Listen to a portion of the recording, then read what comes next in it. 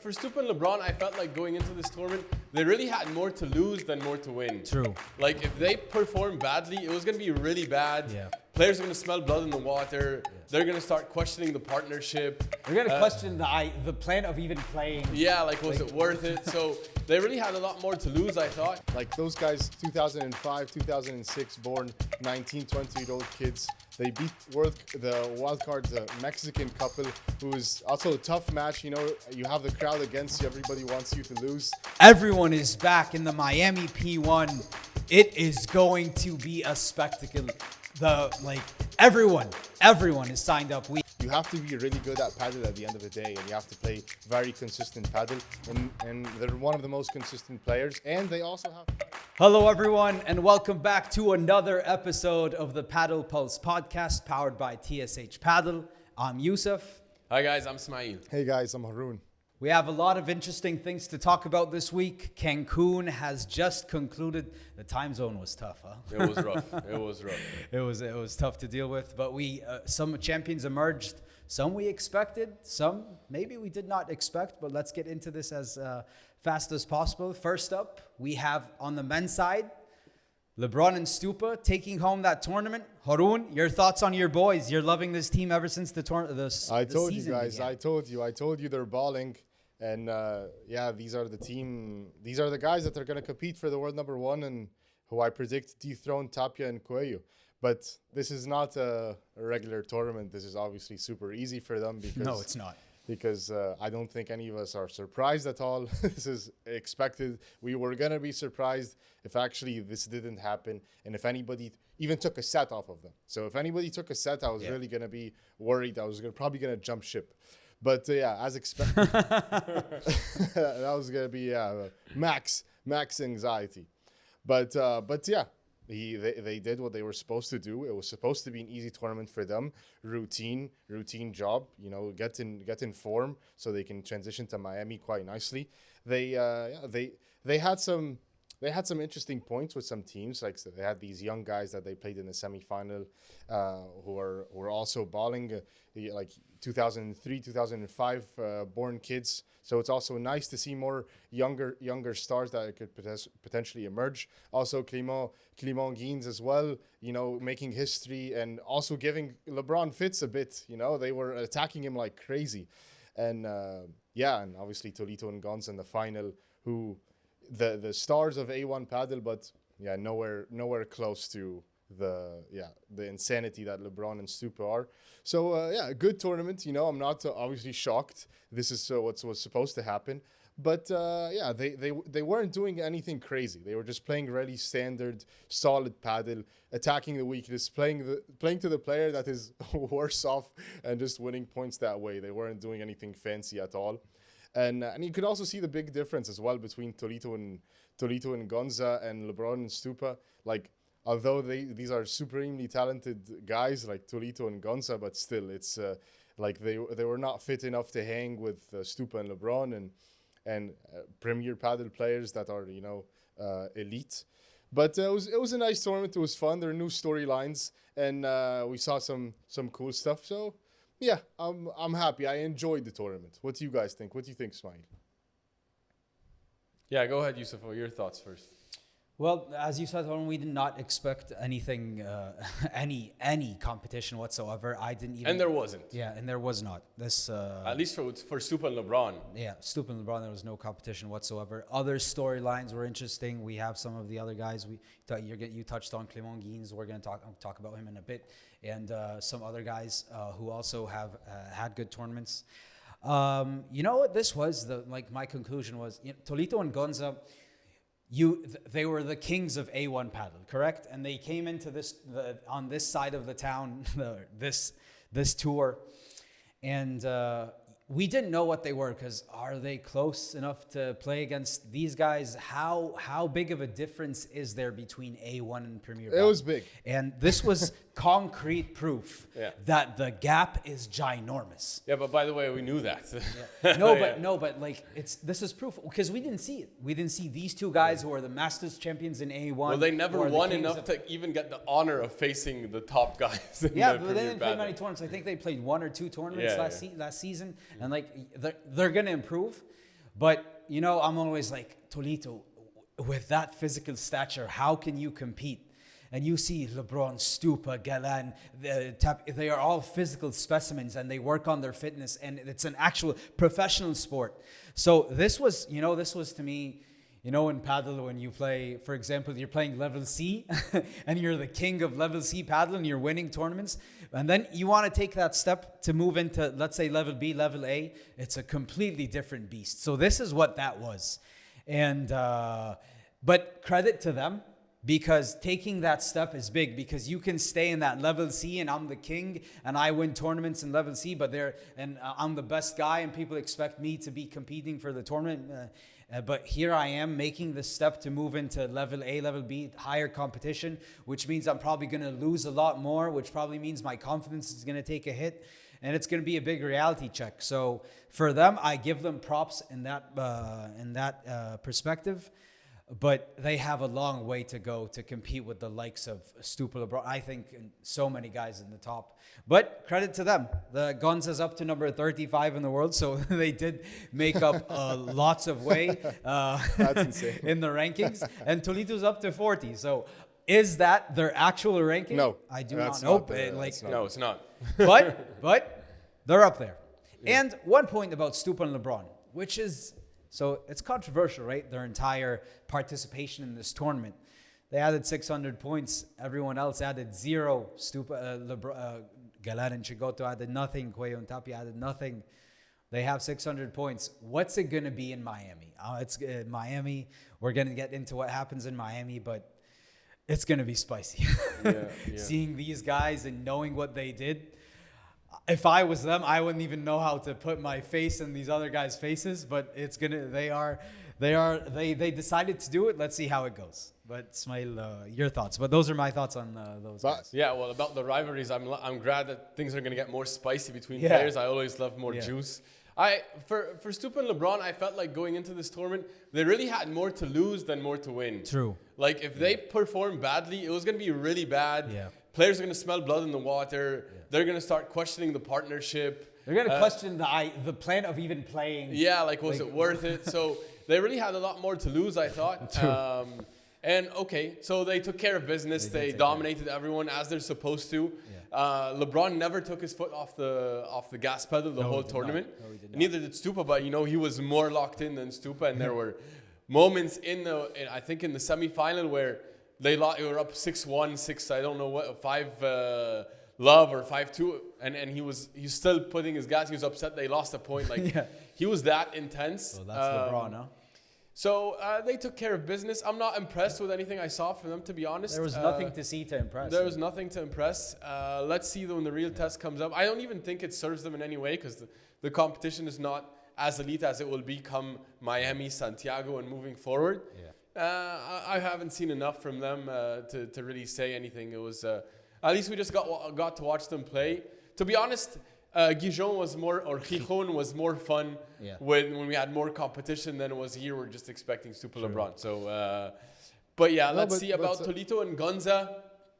Yeah, sorry, Arun. No, I was gonna say like it was good actually. Like they're a new team, so they just partnered the first time they played with each other just a few months ago. So it's also a good idea to play more tournaments, get more tournaments under your belt. Yeah, play meaningful matches. They're playing players who are ranked outside the top 100 for the most part. So I'm not sure how much they can take away from such an experience. Yeah, but to be honest, but when you play people that you're not used to, so it's in padel. It's much easier to play the team that you already know how to play. You know their weaknesses. You've studied them quite well. You see them. You're not expecting anything new that much. But so it was also good. Like they played some younger guys, some new guys on tour. You can make the argument. You can make the argument. You can also make the argument that it's match play. Match play is different than practice matches. Which okay, I'm with you on that. It's just that I really don't think that the competition they faced is close to what they will face in round 1 come Miami. Yeah, but I feel like Well, you what can we also did set see- different objectives when you play. Like even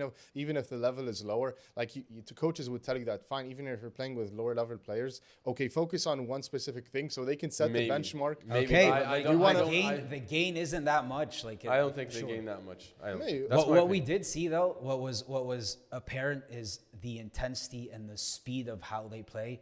It's completely different than like it's completely different.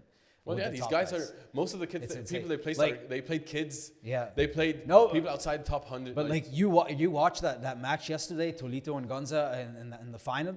Like it's honestly like it's one volley, second volley. Tolito can't even get to the third volley. yeah, but I never expected it to be a competitive match just because I know how intense and fast LeBron But just likes shows to you play. it shows you how they play at a much faster pace, and it's like it reminded us of how they are in a completely different stratosphere. They are, and we missed the competition at the high level. At least we saw the gap.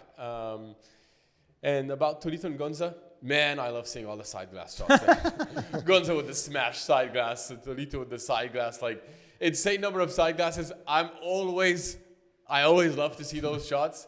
It's just that when you face real elite players, yeah, it's not gonna work. Like they can't keep up. We need to watch a match and like have like a counter for like how many ding ding how many times. But like the Tolita side glasses, they make sense because on the forehand side, then he's gonna hit them like this. And they're But the nasty. Gonza side glass for bajadas show. make no sense. They're for show. Because the ball's coming right here, and he decides to hit it They're like pure it's so show. hard. He has to contort his entire body to hit it this way and go that way, and he does it all the time, and he makes it 100% of the time. Yeah, they always make. I was like, how are you doing that? It's such an Insane. tough elite shot. Yeah. It's a bit But like much you for mentioned them. about the physicality, I don't think the Tolito as constructed as is not there. Maybe he will get there. No, yes, But they beat quality players to their credit. Tolito and Gonza, they beat quality competition. They are the best of the rest, fairly. What's the rest? Well, everyone Top- who did top not, what? yeah, the top 70. Is that what they want? But they're in the top 40, so they're going to be in these tournaments. They're going to. I don't know. Is their confidence going to take a hit now going into Miami, going into Santiago, P1s? You're going to play the big guys. They keep winning. They keep the Yeah. FIP. How's it they going to win. be? Are they going to? Is it going to be first round losses now? Maybe second round. Let's see. It depends It on will what be their interesting goals to are. see. Their goals are. But oddly enough, like you said, Tolito is the one that looks more out of shape, and he's like physically looks worse than Gonza. But they were all attacking Gonza. For some reason, I didn't understand why. And it showed also they were getting cooked. Like they were getting worked a lot. The Gonza. I don't know if they were. Because I think Tolito's playing a bit more safe, but I saw Stupa exposed Tolito's movement. He exposed him. I mean, So easily. yeah, So easily. That was the game plan. Yeah, and that's like, the it was game so plan easy, so. For Kabidza last tournament, same thing. They were exposing his movement. Yeah, it just shows the Well, difference that you that- have to play like 20-point rallies, just constant solid defense off the glass with the same, consistency. Yeah. Yeah, well, that was on the men's side. But on the women's side, yet again, everyone was at this tournament. Sorry, not everyone, because Bea Gonzalez and Claudia Fernandez were not at this tournament. But everyone else was. And we have a team that has now proven that they are up for this world #1 spot, and they're coming. Gemma Triay and Delphi Brea take home another tournament. Smile, your thoughts on these amazing two women? I did not expect them to be the new dominant pair. It seems. Are they the best? Are they the new contender? Are they the world #1s for this year? We're gonna find out. 2025, they have been the best. They upset my favorite player, or they took down my favorite player, Sofia Araujo, in the final pretty not an dominantly. It was not an upset, but they dominated that. Yeah. I thought it was going to be more competition. They also took out a team I really love in Ostero and Alonso in the quarters, a team I love a lot also, and they took care of them pretty easily. So they look really good. They seem to be, the chemistry is really much faster than I personally expected. Yeah. And, well, let's see if they can keep this up. I don't know what you guys saw. No, Gemma Triay is a woman that, again, as I said last tournament, she does not dip whatsoever. No and dips. It looks like, and next to her, Delphi Brea is evolving into a much better player. And even though she was amazing, her and Bea Gonzalez were playing amazing last season. But now she has next to her a veteran, probably the best player in the world on the left side.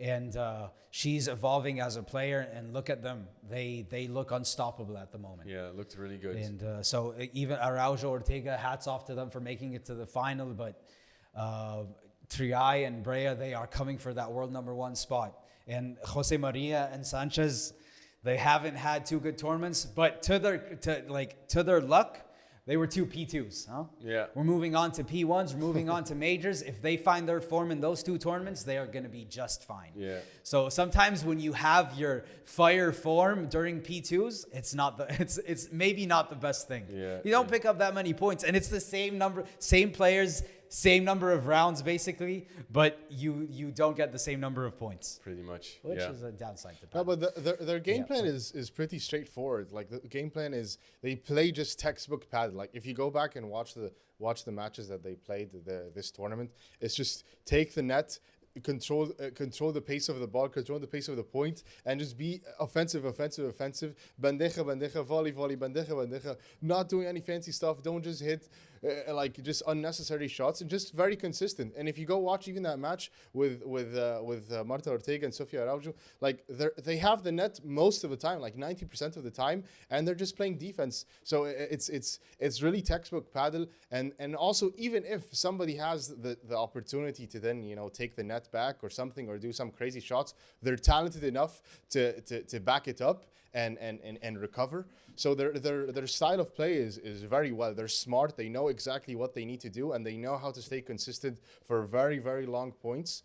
And I think they're definitely going to be the world #1s this year. That's for sure. It's a given. Okay. Right now, Paula Jose Maria and Ari Sanchez are not looking great. Like that way that they lost that match against Marta Ortega and Sofia Araujo, and just a lot of unforced errors. Yeah, I think they're beasts right now. Yeah. Right. Well, guys, let's move on. We have, outside of the top storylines and the champions, we have some biggest winners this week. Yes, we do. Yusuf, take it away. Who's your biggest winner of the week? We touched on him in the Champions of the Week segment, but I need to talk about Clément Guines and Alejandro Jerez. And mainly Clément Guines, Belgian player, was a tennis player, transitioned to Padel. And by the way, made it to the quarterfinals. First Belgian player to make it all the way to the quarterfinals in the Premier Padel tournament. An amazing accomplishment. We saw this happen last week with the Egyptian Yusuf Hossam, and now we're seeing it with the Belgian player, with Clément Guines. It's amazing to see players from British Christian Medina Murphy as well. Yeah, so we got the chance to see other players from other countries that we don't see normally in these tournaments making deep runs. It was lovely. Also, to give him and Jerez credit, they took the most games off Stupa Lebron, huh? Which is impressive, huh? Yeah, so not Tolito, not Gonza, no one else. It was them. They lost 6-2, 6-4, and I thought, I'm watching this match. I'm like, second set, it was a good quality set. So major confidence boost if you can do that, and if you can go toe-to-toe with guys like Stupa and Lebron. And as you said, Smite, Stupa and Lebron were not joking around. No. They were trying to win every match as best as they could. They took their gas off maybe in the final for 2 games, and then they pressed on that gas again. But LeBron, he's as intense as it gets. He has that Rafa mentality where every point is an important point, and I don't want to give anyone anything for free. So they took those 6 games that they took. So credit to them. It was awesome to see for Jerez and Guines, but bigger for Guines because transitioning from tennis to Padel and also being a pioneer for the sport within his country. Belgian Padel, you have a star on your hands, and he's done something historic. So hats off to him. Amazing. Yeah, it's really nice to see new countries in the fold here, and well done, Belgium. Yeah. Haroon, who's your biggest winner? Yeah, I want to also mention these young guys that played Lebron and Stupa in the semifinal. Awesome stuff. Nacho Moragas and Marc Sentes. Like those guys, 2005, 2006 born, 19, 20-year-old kids. They beat the wildcard Mexican couple, who is also a tough match. You have the crowd against you. Everybody wants you to lose. And they're also, still finding their form. And then they went on to beat the number 4 seed, Gustavo Nunes and Miguel Solbes. That Solbes was also a solid win. And then they beat Christian Medina Murphy and Alberto Jimenez, which is also a good win as well. These are the team that looked to be better, and they were seeded 7, so they were supposed to the ones that are supposed to win. But these guys are solid. I love the way they play, and they gave some some tough points to Lebron and Stupa, and awesome young kids. Same thing like with Diego Garcia and Francisco Cabeza. Like we're seeing some of these young guys that are gonna take the scene very quickly and become ballers. So those are my biggest winners of the week. They were great, and hats off to them, and good tournament for them. Yeah, also, the Spanish have unlimited players in their stable. Huh? And so it's going to be fun when these guys emerge. I also want to give credit, guys, to Adam Axelsson and Simon Vasquez. Yes. Because they were the first Swedish team to make it to the semifinal of a Premier Padel tournament. Amazing. And that's another amazing accomplishment for the non-Spanish world. Yes, of course. So it's good to see these countries arriving and thriving in Padel. And they're representing, of course, the non-Spanish speakers. And they, had a really nice run. And Sweden can be proud. Belgium can be proud. England can be proud. We have new countries coming into the paddle world. Yeah. Very, very nice to see. Vasquez up to 72 in the world, jumped 29 spots. Huh? That's amazing. That's amazing. Awesome. This is going to be something we need to follow closely as we move on here. The arrival of the non-Spanish world to paddle is something very nice. Also, and I think there's something nice about the... Also, Adam Axelsson is the tallest professional paddle player in history. That man is... Gonza and Tolito had to hit the perfect lobs to get over this man. Yeah. He's so tall. Yeah, he's towering over. He's a tower. Yeah. So it was a nice combo with Simon Vasquez. He's a bit on the shorter side, so which means he has that movement and agility. And then Axelsson's just on top, covering everything. Everything on top. It's so cool to see these contrasts. That's what we like to see about sport and paddle. It's awesome. To have this new type of dynamic is really nice. And also, can I just have an honorable mention? But before you go to the honorable mention, something else to mention is that they beat Diego Garcia and Francisco Cabeza, who just won a title in Gijón. So that's also great for them. Yeah, that's an impressive win as well. Amazing for Swedish paddle. This is a big moment. Big moment, yeah. Honorable mention for my favorite player, Sofia Araujo, who they took her and Marta Ortega. They took down Ari and Paula in the semifinal, and the final set 6-4. That was a nice win. It was a solid, mentally tough, composed type of win. Yes. And I was really happy to see that from those ladies. Yeah. It was really good. Nice. Okay, dudes. Good. Cool dude moment of the week. We had a really special and really nice wholesome moment that happened this week. So this interesting thing happened during the Cancun P2 paddle tournament, which is a couple. They did the proposal with Stupa and Lebron. So initially, the Premier Padel then awarded this couple a ball signed by Stupa and Lebron, and then to take pictures with them and get a nice moment with Stupa and Lebron. But then Stupa then gave this ball to the guy, and turns out this guy went behind his partner, and it had a ring. So he went down on one knee and proposed to his partner, and Stupa and Lebron were in on it. So they had basically a proposal with Stupa Lebron helping them, make this nice special moment. And then they were taking pictures with them, and she was his partner was surprised, and they were kissing Lebron and Stupa. So it was a nice, cool moment, lovely romance happening on the tour as well with the fans. Yeah, it was interesting. The clip, I felt like the execution was off, but the thought was lovely. And it's going to be a moment they're never going to forget. Yeah. All right. Well, that was nice. Good stuff. Yeah, that was nice. That was good. Well, guys, we like to keep it transparent here on the pod, and we like to tell you where we were right and where we were wrong. Well, where we were right, we all had Stupa Lebron. That wasn't impressive, really. We get no credit for that. I mean, we should not get any credit for that. Nope. But where we were wrong, we were all wrong also as well, because none of us had Triay and Brea. I thought it was Revenge Week. We all had Paula and Ari, so that was it. Well done to Brea. Yeah, well done. Very well done. Yeah. But we have a chance to make it up next week. Yes, we do.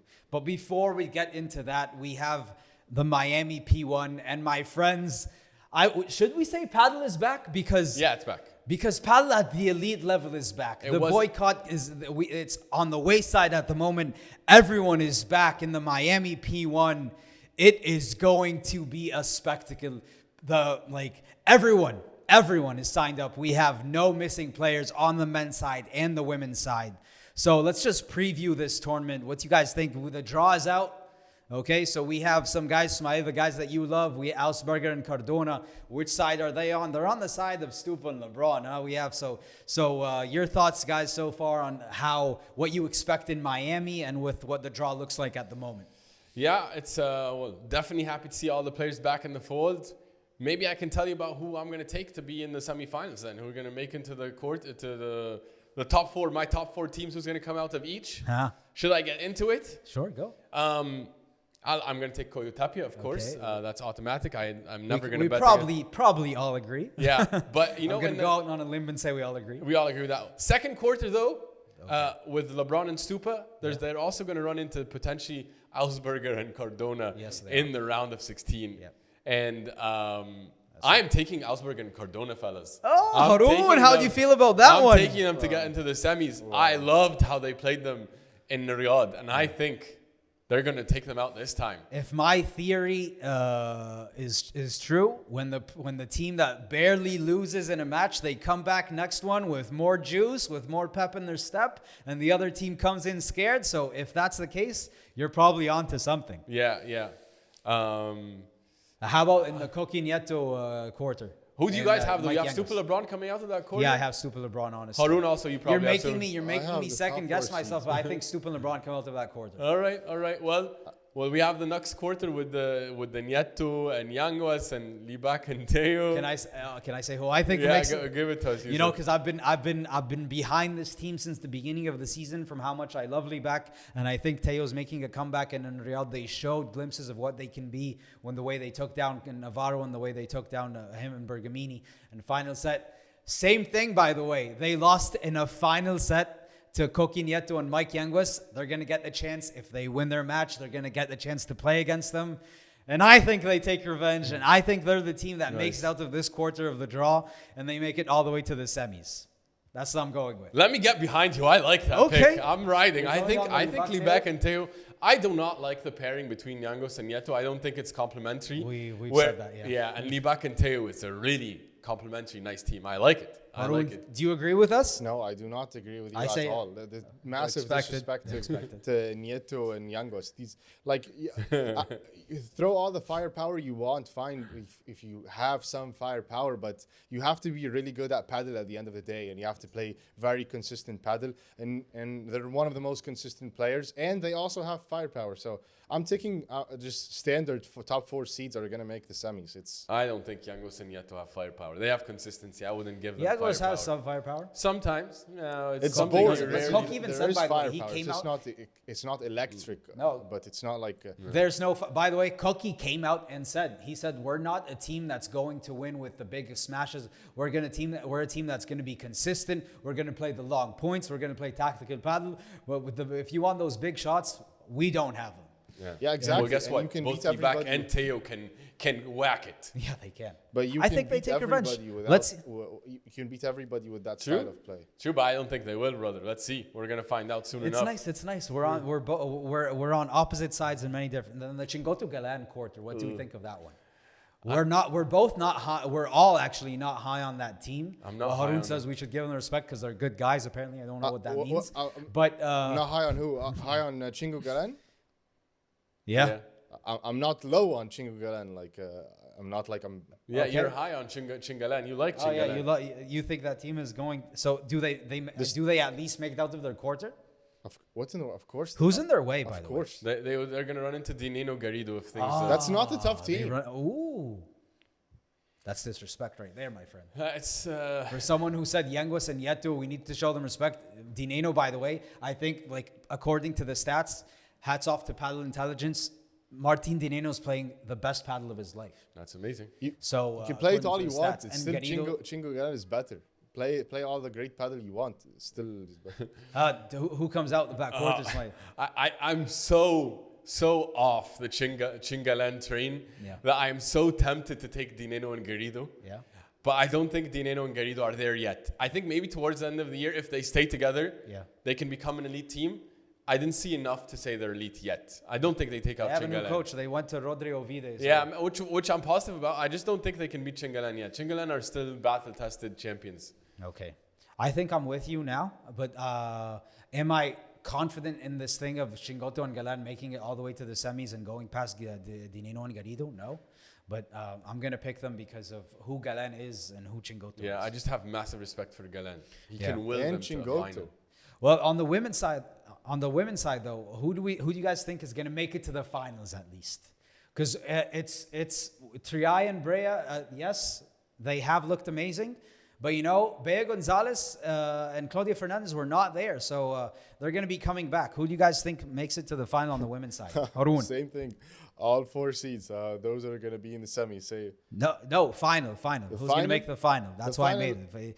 Women, it might be easier to pick the top 4 seeds. I'm talking about women. Yeah, the women final. Yeah, I'll probably pick. I'm definitely gonna pick Triay and Delphi Brea. Yeah, and probably also, yeah, Jose Maria and Ari Sanchez. Okay, you're going with the 1 and 2. Smiley, you going with 1 and 2 also? I'm also going to go with 1 and 2. Just I really like what I see from Gemma and Brea. And I'm also going to go with Ari and Paula. I believe too much in them. Yeah, okay. Okay, well, for me, you know, we saw the number 2s take down Ari and Paula. We saw the number 4s take down Ari and Paula. I say the number 3s take down Ari and Paula. Bea Gonzalez and Claudia Fernandez they're on their way. They're supposed to meet in the semifinals. I think they take them down. And Bold take there. no, maybe. I think they're not having the best of times. And I think, so Bea and Claudia make their second final of the season. And they're going to take on Brea and Triay in the final. That's what I think. Fun pick. Yeah. Fun pick. Well, moving on to the final stage. We picked our finalists. We picked our semifinalists. Now it's time to make the final decision. It's a stacked tournament. Everyone is back on the men's side and the women's side. Smail, who wins the Miami P1 on the men's side? Well, you know, we have a lot of nice competition, like you just said. But how can I go against the absolute dominant players, Tapia and Koyo? I can't. Yeah. I can't go against them. I'm taking Tapia and Koyo. Yeah, expected. Harun, how about you? I'm going for Tapia and Cuello, but only for the main reason that You just decide. How? Stupa Lebron. Where's the Stupa Lebron no hype? momentum. What yeah. happened? Again, okay. Let me finish. I'm going for Tapia and Cuello because Cuello's trying to build a market in the U.S. and he really wants to show out in front of all those fans. He's going to Laker games and I don't know Miami games and I don't know. He's traveling all around the U.S. So he's feeling it. I feel like he's not gonna let that moment go to waste, and I feel like he cares more about performing in Miami than he cares about anything else. So it's gonna be dangerous. It's gonna be dangerous. So that's why I'm gonna pick them. Interesting reasoning. Yeah. Yours. I said this before and I'm going to say it again. It's Cuello and Tapia till kingdom come. When someone has to show me something else, no one has shown me anything. Cuello and Tapia have shown me everything. Tapia was playing on one leg. And that, by the way, in Riyadh, he was on one leg.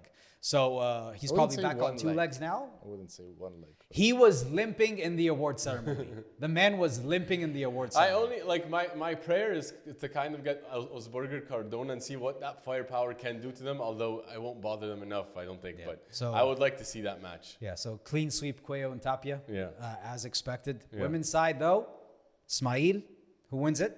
Let me go back to Ari and Paul. Let me double down here. Okay, you're going. I think they can do it. I think they'll find their form. Let's bring back Miami, ladies. Harun. No, I'm going Triay and Delphi Brea. Those are too good. Back to back to back. Okay, okay. Spicy.